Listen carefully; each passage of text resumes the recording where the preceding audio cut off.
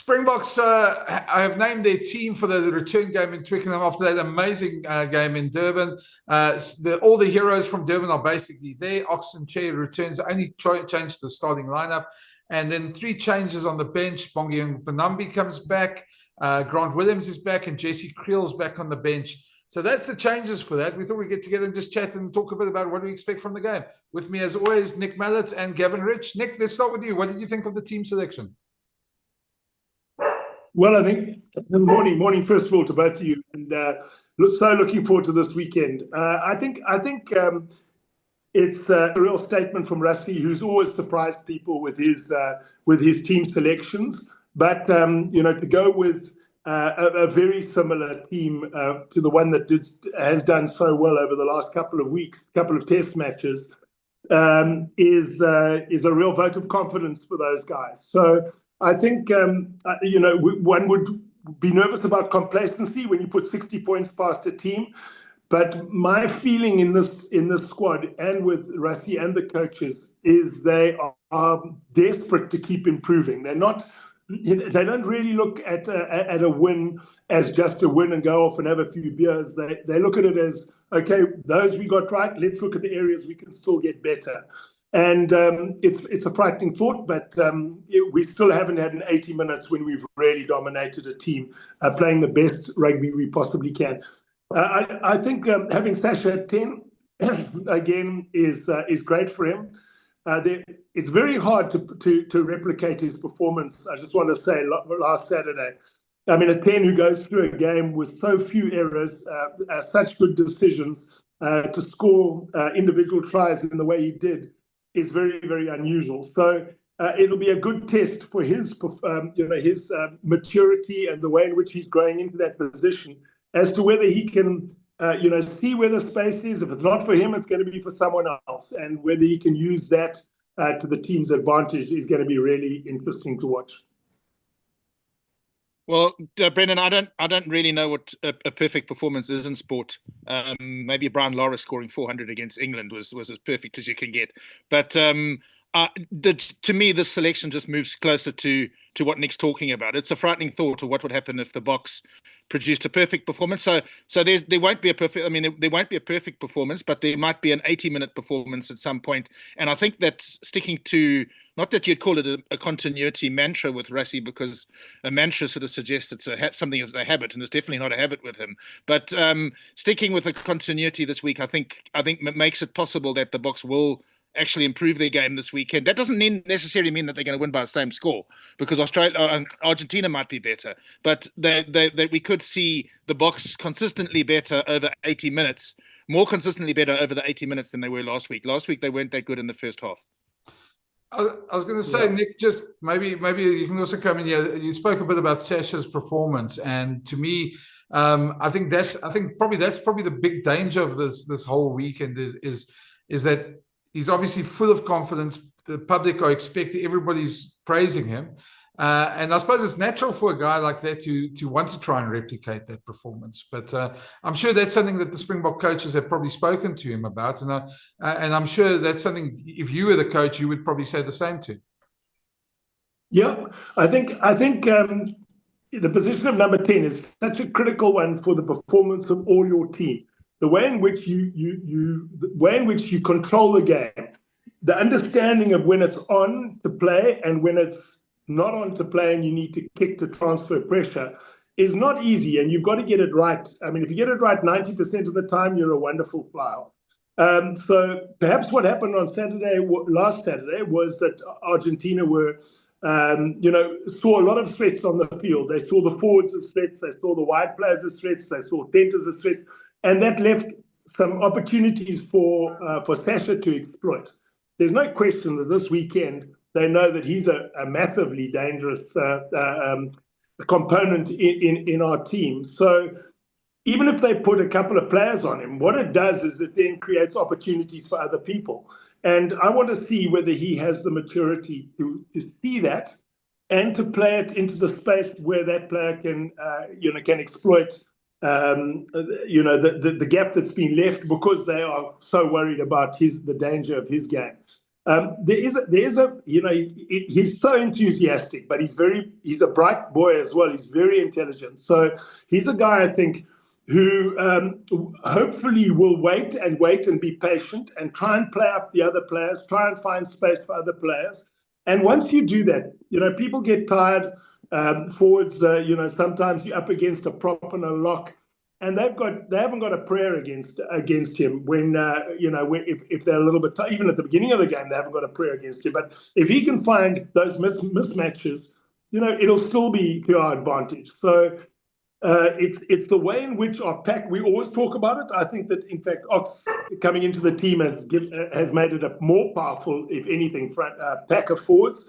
If they can continue to produce that front foot ball, with really good carries by Visa, good carries by Peter Steff and Siya Kolisi in the loose as a loose trio, if the tight forwards can dominate the scrums and the lineouts, we've spoken about it every single time, then it is up to the 9 and 10 to take the right decisions for your team. And depending on how they defend, depending on their line speed, you've got to work out very, very quickly where the space is.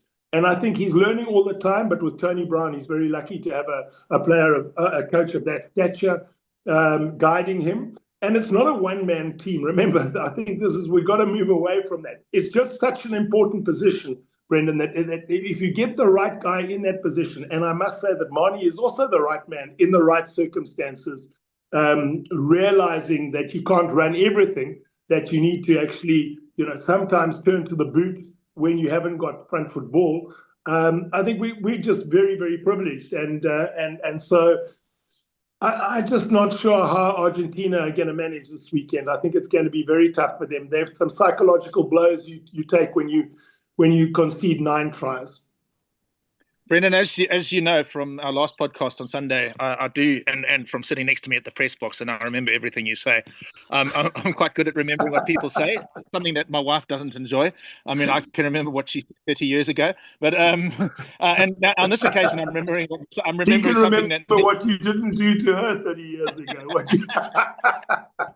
I'm just remembering now what Nick said, actually, the last time we did a preview for this last game, because you were 100% correct. You said that it's very seldom that the Boks had finished with momentum in New Zealand at Wellington, and it's very seldom that you just suddenly replicate that in the following game, and you go into the following game and you just hit like where you finished. And that's a frightening thought. If the Springboks did start where they finished in the last game, then there's a huge game. So a huge task for Argentina to sort of just limit damage. So it's actually quite an intriguing game, this, because as Nick has also said in the past, Philippe Contepomi is a good coach. With the Boks, I think that they've got so many threats, but it's also they're one of those teams that you sort of know the threats they've got, and you've probably got some plans in your brain on how to stop it, but actually doing it is another story. So it's if I was sitting in the Argentina camp at the moment, I would be very concerned, but maybe that fear will drive them. I don't know. Is it possible that on Saturday we might see what the Welsh have done occasionally against the Boks in recent years, where they know that they're going to win the game, and they've almost gone in with a sort of a negative attitude from the outset. We know that Argentina aren't a negative team, and they love to play with their backs and all that. But I'm just wondering if we might actually see a game where, remember, they're not in the championship anymore. I mean, they're the one team that can't win it. Are we not going to possibly see sort of not to tone down, but a performance from Argentina that goes out to blunt the Boks rather than to play to their strengths? I'm not sure. Yeah. No, that's a very interesting point, because if I was coaching Argentina now, and the worst thing is to take another 50 points in the next game, when you're coming up and you're number 6 in the world, you just don't want there to be that gap between you and the number 1 team. So my philosophy, if I was Contepomi, was, listen, let's now batten down the hatches here. Where we're going to play, and to some extent that's what Joe Schmidt has done with Australia. He said, when things aren't going really well, we're going to play up the blind side with Skelton and Valentini. We're going to go the open side with Ikitau and whatever it is. And we're going to just play short and aggressively and pick and go. And we're going to perhaps force offside penalties. We're going to force teams to fall over us or over the ruck. And we're just going to play not boring rugby, but very direct physical rugby against South Africa. And also the aerial game, which they didn't have an opportunity to play because we have the ball a lot from those last 60 minutes in that game. First 20 minutes, they had some. And so, if I was coaching them, I would say, guys, we have to match this pack of forwards. And whatever happens, we've got to try and make sure that we win penalties to give ourselves a territory. To win penalties, we're not going to win penalties by going wide. If we play, get our forward runners, Matera and other loose forwards, good ball carriers, Kremer, get them smashing over the advantage line close to the ruck. The Boks won't have any problem, I think, in defending that. But in a way, you control the game like that as a team. You control your ball. It's very like South Africa did in 2019 when we started with the basics, which was possession and territory and a great defense. So if I was the Argentinian coach, I would say we're going to force South Africa to play from our own 22, our own half, the whole game. And if it has to be a boring game where we kick a lot and we drive around, we change blind side, open side, but only within 15 meters of the ruck on each side, I would do that. I would definitely do that and back my defense to stop. And then discipline. You cannot give penalties away against us because, we'll kick it into your 22 and then you're in a lot of trouble. It's interesting, Nick, because I was on Russie's press conference yesterday, and he was saying that some of those changes on the bench, for instance, he said was to negate what they expect Argentina to bring. And I think the big one there for me is Jesse Kriel coming onto the bench. I think instead of Andre Esterhuizen, for instance, because I think what they want to do there, I can see Jesse obviously marshalling the defense there. And so they're obviously looking at that, and they obviously know Argentina are probably going to play like you say they're going to play. So from a Springbok point of view, we will be pretty, I think the Springboks will be pretty comfortable at a team trying to play them at their own game like that. I mean, the Boks of old will know how to handle that. Just your thoughts on that? No. We can definitely handle it. But there's no question that Australia's become a harder team to beat when they've played that style of rugby. From the style of rugby they were trying to play under Eddie Jones, where I don't know what they were trying to do. Quite frankly, it just they fell apart. And once you start very similar. Let's not only look at other teams. Look at us at Emirates Airline Park in the second half. When you start making mistakes in open play, when you're throwing the ball around as though it's a touch rugby game, you will concede tries against the top team in the world. They've got very good sevens wingers, lots of pace. Chocobaris Tinti are outstanding centres. And what those guys didn't get for the last 50 minutes of the game in Durban was front foot ball. They didn't get any more. They didn't get any good front foot ball. They had to, they were really hammered. So there has to be a reaction from Argentina. And listen, if they stick to what Contaponi believes in, which is using the ball through the back line with as we chatted about, double pullback passes, trying to get the width of the field and spread us, well, good luck to them, because Jesse can defend well. He does organize well. And so does Canan Moody, and so does Damien Willemse, and so do our wingers. They understand what to do. They understand when to close, when the fullback has got to come up. So we are prepared for, I think, both styles of games. It's just that you make fewer mistakes when you're a coach and you're coaching a team, which I had to do when I was coaching Italy, as opposed to coaching South Africa. There's a massive difference. So you don't want to get humiliated when you play. You're wanting to make sure that you try and play in a way that opposition don't want you to play. And I'm not sure that running the ball against the Boks, helter-skelter, is going to win them the game. Gav, you want to come in?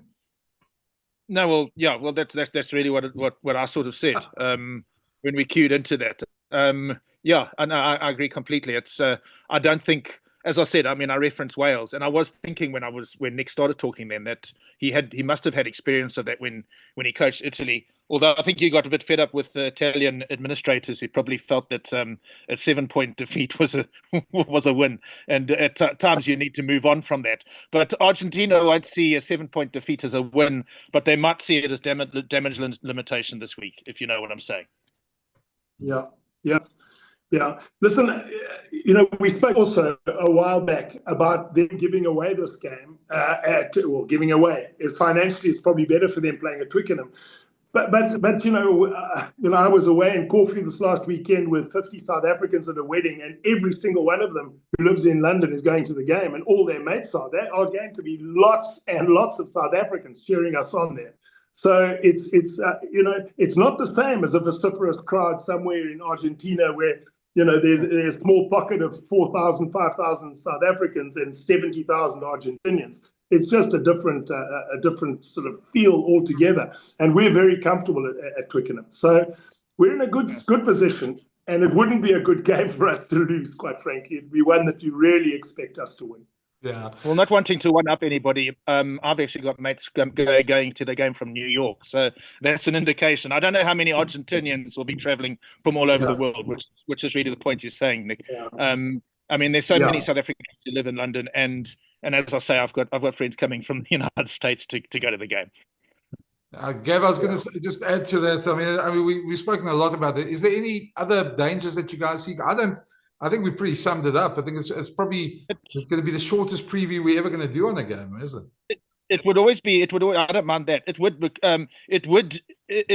would normally be complacency. Normally, you would say the Boks could be complacent, but I think we've moved on from that now. And there's so many guys that are playing for places in that side, and we haven't mentioned some of the individuals. Like, I'm really pleased to see Bongi playing tomorrow, because I've heard that he's been put on a conditioning course, and let's see if that's rejuvenates him. Let's see the time he's been away from playing will refresh him, and maybe he'll come back. Maybe he has been to Dance Farm and he's in better condition. That would be great for the Boks to have.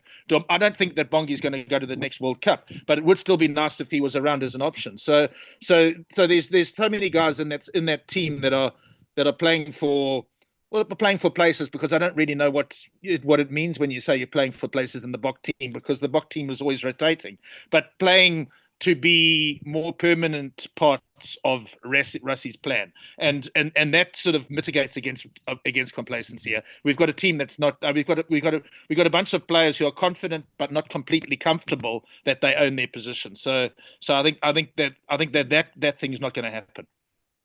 Yeah, I was going to say, Nick, just lastly from my side, do you ever see anything in the 5-3 split?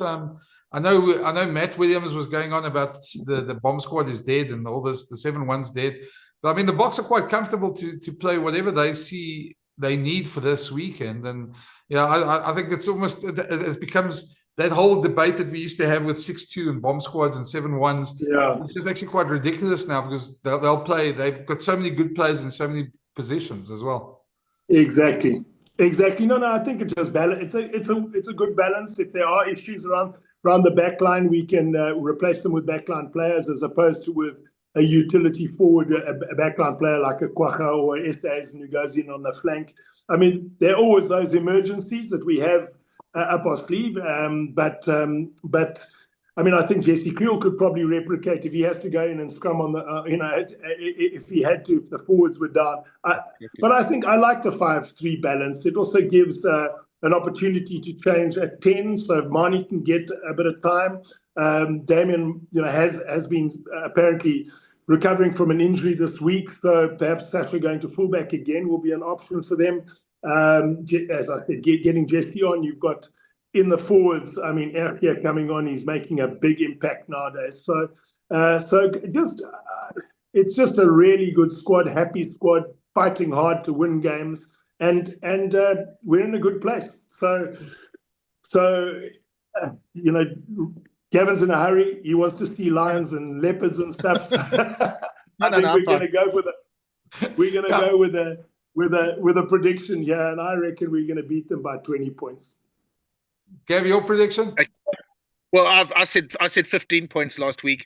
I think that the Argentinians they're going to have to be a bit better. I actually don't know. I think it's going to be 20 or more, actually.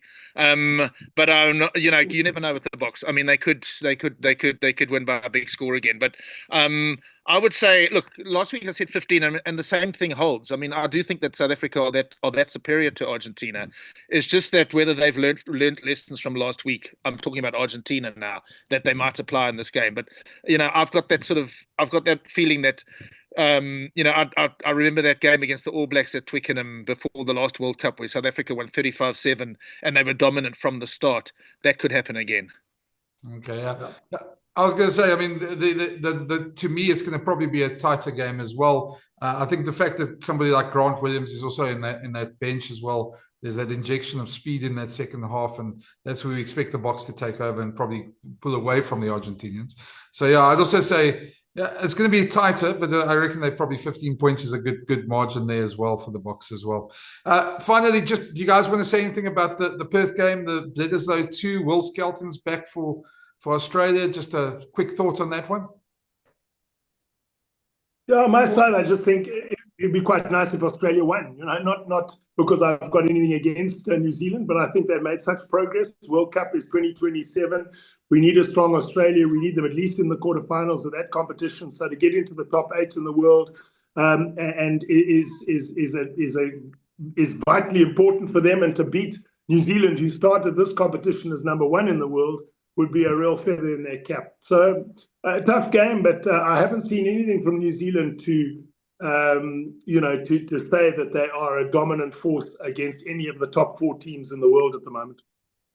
Yeah, I think we both said, myself and Nick, I think we both said at some point in the last few weeks that we expect them to be 1 each in the Bledisloe. That Australia will win 1, and I suppose it was always going to be Perth. I mean, the obvious reason to want Australia to win is that if they do win and they don't get a bonus point, which would be a tough task. If they actually do win, then the championship is decided before the Twickenham game. Yeah. My mates from New York won't like that because they think they're going to see a decider. But and I think Australia have a good chance of winning. So there's a good chance of Australia being winners and South Africa being champions, or even before the game takes place.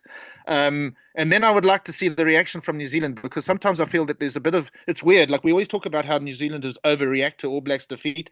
There are times when I actually look at the New Zealand reaction these days, and I think that there's a little bit of denial going on, that they actually might be worse than their critics think they are. So if they do lose on Saturday and they lose properly, then it's just going to be interesting to watch New Zealand's reaction. That's it for me. It's definitely an interesting thing that you say there, Gav, because I think when I had a chat to Jamie Wall a couple of weeks ago, he also said the problem is there's literally nobody else to take over, and that's probably what's keeping it muted. But this week, I mean, you see some bizarre stuff. This week, there was an Australian under-18 team that yesterday beat New Zealand 81-48 or something. It was bizarre to see a scoreline like that. I mean, I don't know if there's any defense coach ever involved in the poor ARs that keep on having to run up and down the field. But yeah, there's certainly going to be interesting to see how it goes. But yeah, I think we've covered everything. We'll be back, obviously, after the game. Thanks, guys. Gavin, enjoy. I hope you find your lions and your leopards there where you are, and hopefully not next to you. But I'm sleeping in a place I'm sleeping in a camp that's not fenced, Brendan. So maybe I don't want to see those things at night. But Take a torch when you go for a piss, please. It'll make Sunday's review very interesting. But yeah, thanks, guys, for watching. We'll be back on the weekend as well after the game. Hit that subscribe button, press hit the notification, the bell, and on the thumbs up and all that stuff. And guys, thanks. We'll chat again after the game. Enjoy it. Great. Thanks, Brendan. Cheers. Enjoy your time. Cheers.